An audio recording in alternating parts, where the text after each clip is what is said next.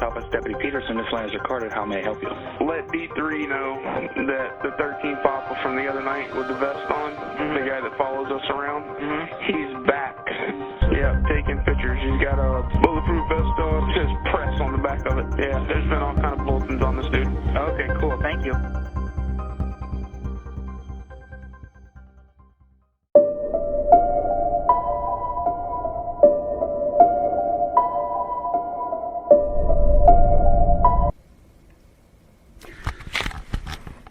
This is Inspector Mike Koval of the Northport Police Department Internal Affairs Unit. Today's date's July 26th of the year 2017, and the time is approximately 1:52 p.m.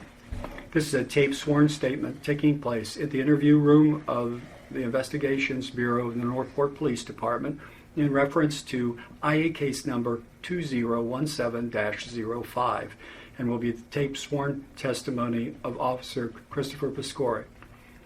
Sir, as a sworn law enforcement officer and a notary public in the state of Florida, I have the authority to place people under oath and take testimony from them. So I'll ask you to raise your right hand. Do you solemnly swear the testimony you're about to give will be the truth, the whole truth, and nothing but the truth, so help you God? I do. For the record, would you state your full name? Christopher Dennis Piscorik. How are you employed? I'm employed with the Northport Police Department as a probation officer. Prior to going on tape, and you do understand we're taping this, prior to going on tape, did I ask you any questions directly about the case that we're talking about today? No. Prior to that tape statement, did I give you a form known as Garrity and one Officer Bill of Rights and allow you to read them and ask any questions if you wish? Yes, you did. Did you sign the bottom of those indicating you understood those rights? Yes, I did. Prior to this, let's ask it this way, you got a chance to review the file. Yes. Do you know of any other evidence that's out there that is pertinent to this case that I need to know about that should go in this file? No. Okay. Having read your Bill of Rights, do you feel that your rights are being violated at this time? No. Should you think at any time that your rights have been violated, you have until the chief signs off on this case as being closed and finished to bring that complaint forward. You understand that? Yes. Okay. When were you hired here? What's your hire date? My exact hire date, off the top of my head, I don't know. I do know it was in December, early December. Okay, so December of 16.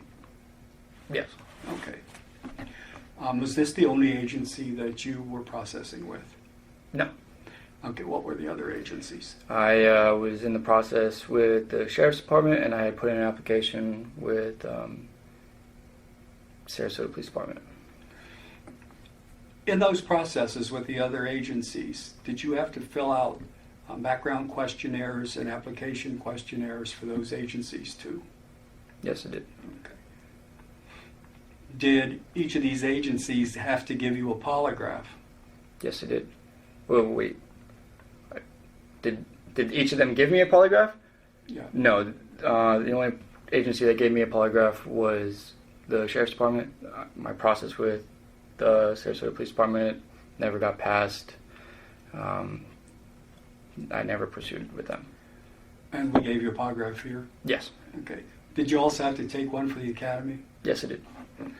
Before they administered that polygraph to you, did the polygraphist interview you and talk to you about the questions that they were going to ask you before they hooked you up to the machine? Yes, I did. They're pretty much similar questions? Maybe not 100% the same, but similar in what they were asking? Yeah, they weren't 100% the same, but they were similar in retrospect. Do you remember the type of questions they asked? Criminal background, drug usage, domestic violence questions,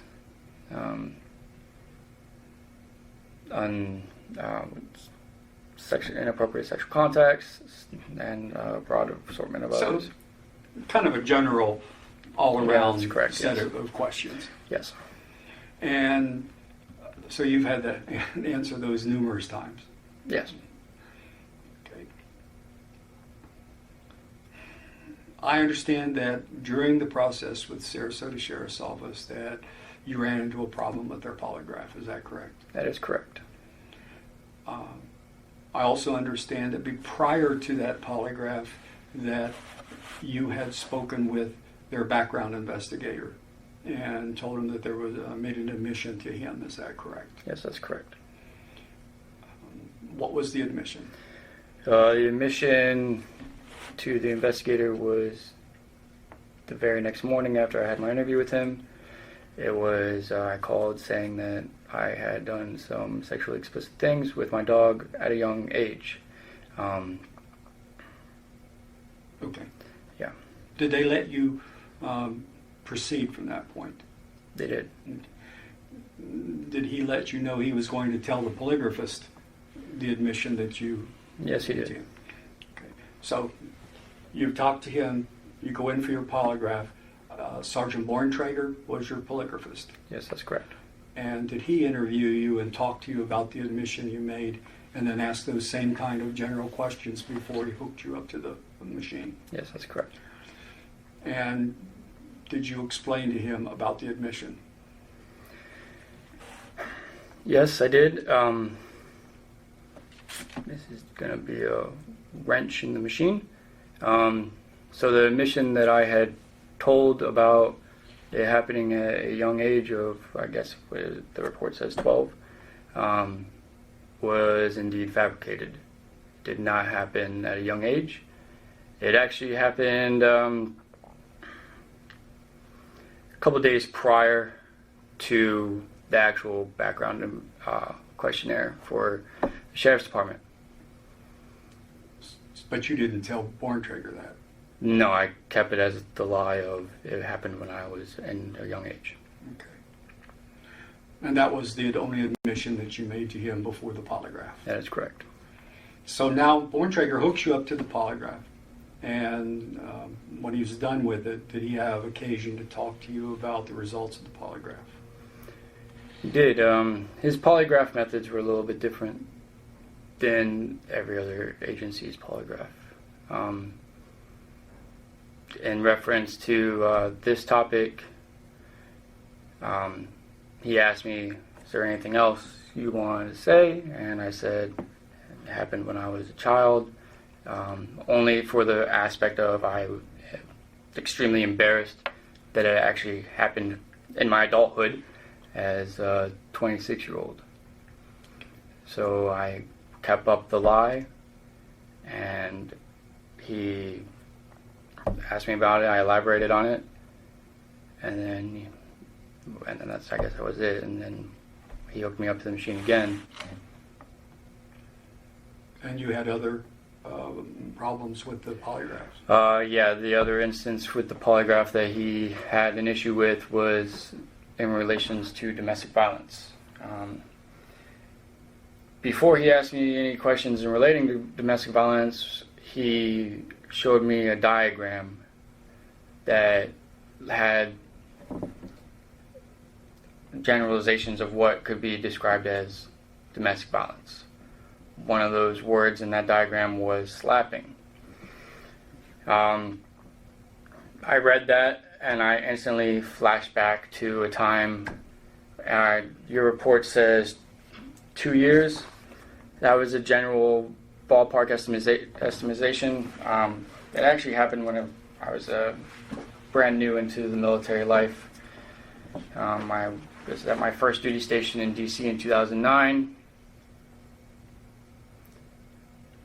And actually, it was actually my second duty station, and I was in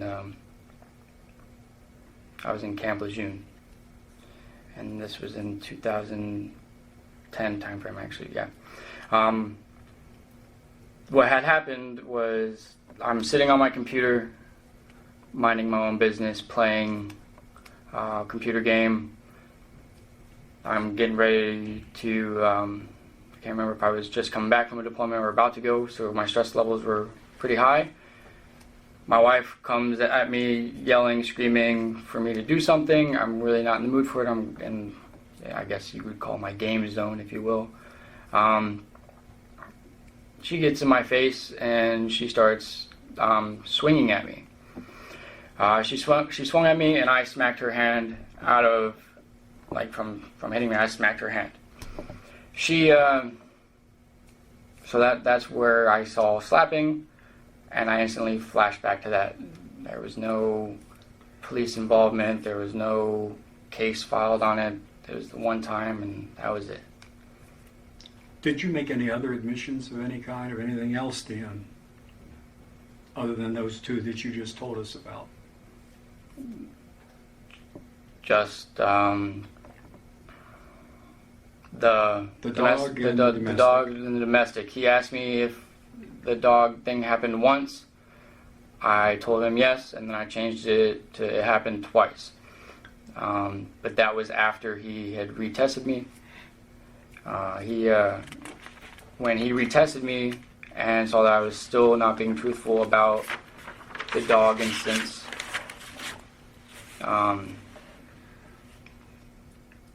it came back as not being truthful because it was all fabricated. It had happened when I was an adult and not 12. So when he asked me, why are you still coming wrong with this, I said, well, maybe it wasn't once, it was twice, thinking that that would solve my problems. So then again, another lie, not fixing anything. And that was pretty much it. He said, okay, we're completed here, and I left. One last question about that phase, that whole thing with the sheriff's office and that. And they gave you countless opportunities where you could have disclosed that before they went into the process, did they not? I mean, you had documentation to fill out, there's questions on the questionnaire, on the application, and then again you talk to your background investigator. At any time you could have disclosed that before you got to the polygraph. So I believe the actual questionnaire that you're talking about is just a general questionnaire. You can get those out because I'm going to ask you about those too.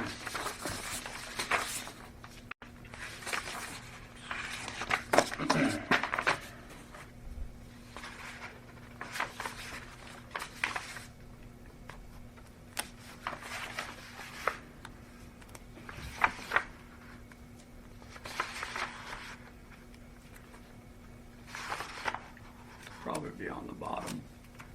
There we go. It's that packet. Yeah, so with this packet here, this is Northport's copy. The Sheriff's Department copy, he gave me this copy a couple, I would say maybe about a week or so before the actual polygraph questionnaire. So with that, the dog instance had actually happened after I filled out the Sheriff's Department frontal questionnaire. Okay, so you were done. He told you that you were finished. You could leave. He didn't, whatever the terminology he used. He didn't say you were disqualified. You're done. It's over. No, he said we'll be in touch. Okay. So now you're processing with us. No, my process with you is more or less almost done. I had already done the polygraph with you guys. I had already done the background with you guys way before my polygraph with the Sheriff's Department. Did you tell our background investigator or make any of the admissions to our background investigator that you did to the Sheriff's Office? I told my background investigator that he had asked me if I was applying to another agency, and I believe I said I was with, had put in an application, but I haven't done anything further with that. After you left the Sheriff's Office knowing that that process was over, when you came back, did you let anybody on our agency know that you had failed the polygraph at the Sheriff's Office? No, I did not see any reason to. I had already done my polygraph with Northport, and I had already passed. I didn't want to shoot myself in the foot. I didn't think anything would come of it, and so I just didn't tell anyone. I just went on with my process with But you had to know it wasn't truthful. But that's the thing. It was truthful. My polygraph with Northport was true. None of the dog instances had happened when I took Northport's polygraph. That instance didn't occur, so how it didn't happen. All right.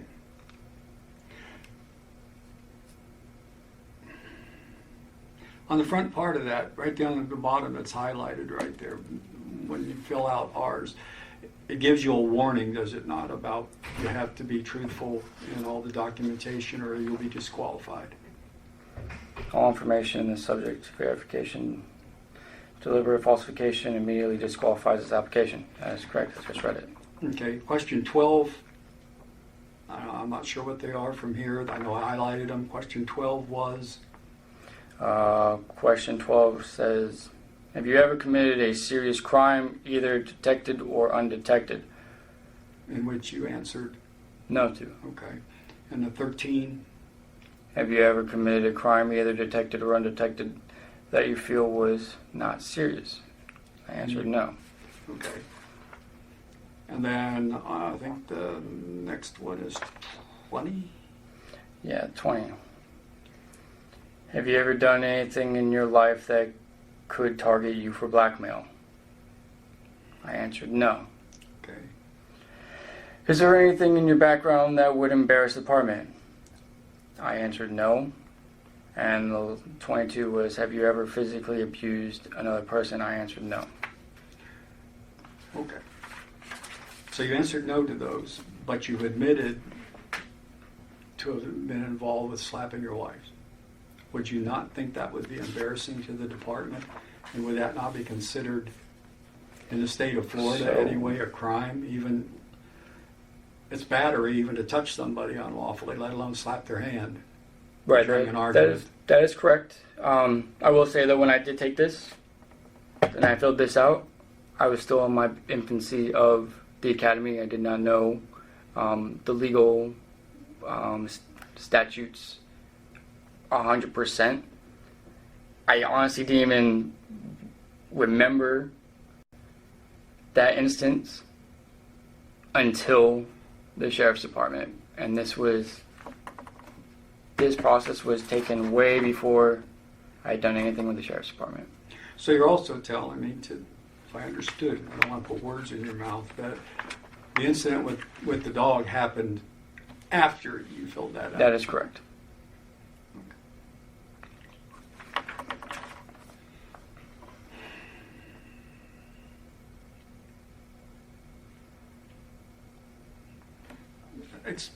Again, and you may have already, I don't want to beat a dead horse, but I mean, you're already deeply into the process here, because I believe you were hired in December. Yes. But October and November is when you were at the sheriff's office.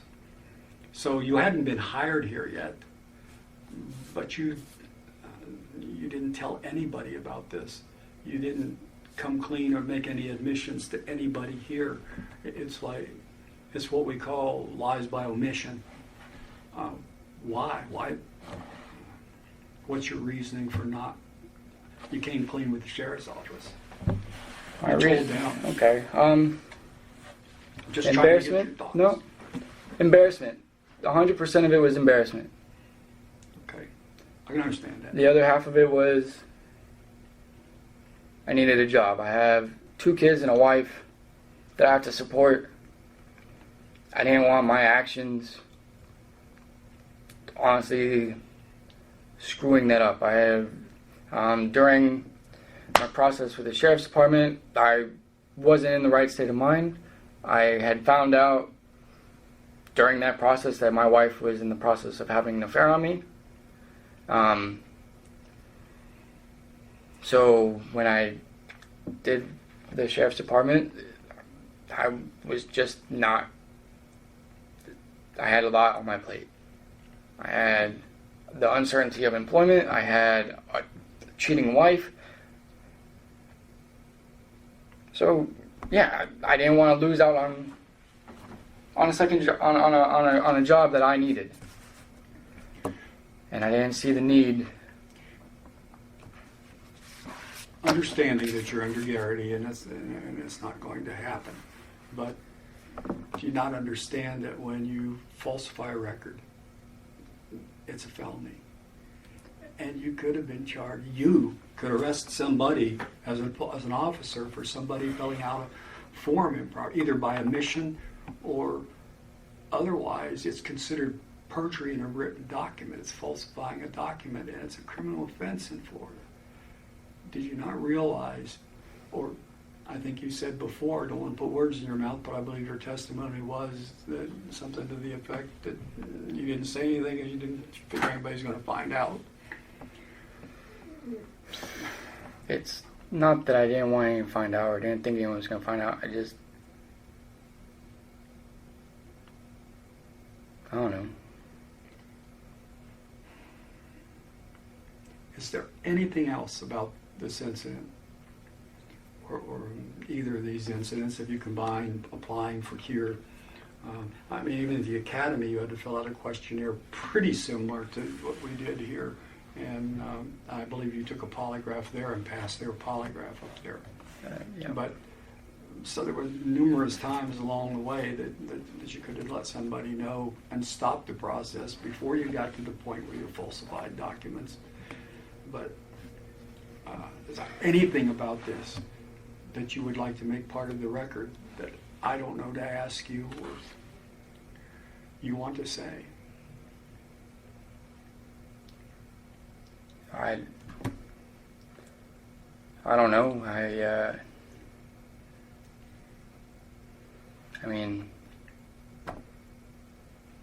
none of what I've said happened when I applied for the academy. None of what I said happened when I applied with Northport, except for the domestic violence of slapping my wife's hand when I was in the military.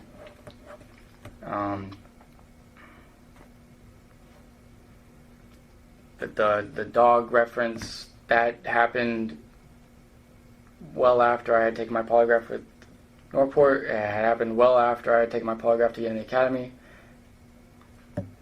And that's... I don't know what else you need. Has everything you've told me here today been the truth, the whole truth, and nothing but the truth? Yeah, I don't know what else you No, want. I just want to make sure that you have every opportunity that if there's any part of this that you told me that's not true, you have a chance to clarify it now before I turn the tape player off. I have to give you that opportunity. If you want to change something, if something you said isn't, I give you an opportunity to clarify it, and that's what it is. It's considered clarifying it. If there's something more you want to add, I have to give you, it's only right, give you opportunity to say something. Other than that, I have no more questions for you, and my interview with you is basically done. So I just want to make sure you're telling the whole truth and what you have told me under oath. Because remember when we talked about Garrity, all bets are off if you perjure yourself. If you perjured yourself, then that is a felony charge. And that could be prosecuted. So I just want to make sure you're honest with me. I've been as honest with you as you've asked your questions. Okay. The other thing I want to tell you is, and most people don't know the process, I'm just a fact finder. I don't make any decisions on these cases. I'm not permitted to. All I do is send your statement in, get it transcribed like the ones that you've read in front of you, and then it goes into a binder, and I type up a summary of everybody I've talked to, what they had to say. I send that to the chief and the command staff review it. He makes the decision. I do not. I'm not allowed to. That's why I have to stay neutral. Okay. And that's what will happen with this process. I put this all together, it goes to the chief, and then he reviews it, and then he'll make up his decision on what he's going to do, and then you would be contacted. There's forms that contact you to let you know if there's discipline to be involved, what it is. There's usually a pre-disciplinary hearing for you to attend, to have another say, anything you want to say to the chief before he does whatever he's going to do, and that's usually the process. So It's not like today this is over and done with and I'm going to go make a decision. I'm not allowed to. Okay. All right. Yeah. Okay. No questions for me? I guess my biggest question is whatever is deliberated between what my status as an officer is. I go to apply for, I don't even know if you can answer this question. I go to apply for a civilian job, and they ask, list your prior employments. What information is the department allowed to release in reference to this, other than he's hireable or not hireable? That you'd have to ask either Nicole or somebody in HR, because I don't know and I don't want to tell you wrong. Okay. I know for a long time it was just what you said. Employers were only allowed to say whether you would or would not employ somebody. I don't know if that's changed, brother, and I don't want to lie to you. Okay. Yeah, that's basically what I'm not saying that I know what the outcome is. This is going to be. It's just, yeah. Okay. That will end this tape statement, and it is 2:20 p.m. Name was 3 Alpha. Wait, Naples. Hello, 13 Papa. Robertson at the jail. Called in by one of the deputies advising of a 13 male that's wearing a bulletproof vest in a parking garage, walking up to deputies. Last seen on the 3rd floor. Apparently, we've been out with him before from the other night. Yeah, send it to me. I'll be 51 and any other available unit for the day shift. Naples, Jefferson. I have a low volume. I switched over. Sorry. Do you have any updates? Thank you. Okay, send a call to any available day shift unit, please. Being the 9 turn up. 3 Alpha 31, you can say to me. Temper. Yeah, Naples, 3 Alpha 20, I'll be 51, 31. Temper. 3 Alpha 11, 3 Alpha 10. Great. My computer's not working. I'm near the government center. Can you tell me what's going on? Yeah, Naples. I locked up the 89 to 3 Alpha 11. Yeah, 13P wearing a bulletproof vest, so be careful, wait for backup.